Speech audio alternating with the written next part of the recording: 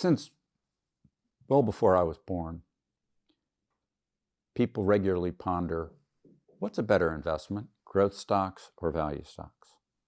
Now, some of this is about the stocks, and some of this is about you, or the person that would entertain the question. Simply, in the very long term, growth and value do the same, really similarly. By that I mean the very long term, however. Neither one is particularly better because in the long term, shifts in supply for equity of any category, including growth and value, will overwhelm any shifts in demand for the category. In my Only Three Questions book, I wrote basically a whole chapter on that topic. How supply overwhelms demand for any category, including growth and value. But in the shorter term, one of them leads, one of them lags, almost always. And that goes on for a long time. Often people come to think that that category is going to be permanently better. It won't.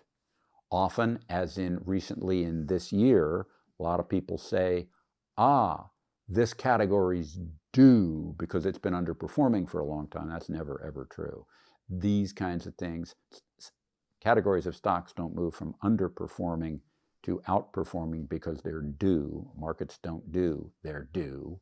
What markets do is shift when fundamental forces that are not pre-priced into the market make one of them favored. The thing that really drives value, which has been lagging now for quite a long time, other than short-term irregular spurts, the thing that really drives value is after a long bear market where the spread between short and long-term rates has been flattened or inverted, where short rates are above long rates, which causes banks not to lend to lower quality or the perception of lower quality and value stocks, and they get financing starved, and they plunge from that over a rugged long period, and then the yield curve goes the other way, and long rates get way above short rates, and the banks start lending more aggressively with a time lag. It's that time lag from the yield curve getting steeper that drives value stocks doing better than growth, but that's not now. So now it's a better time for growth. On the other hand, let me just make one more point, and I'll do this very quickly.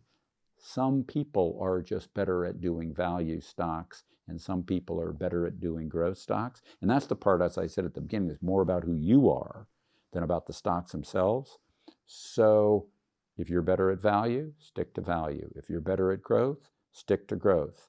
But don't think that there's a time for one over the other because it's fundamentally better or because somebody tells you now's the time.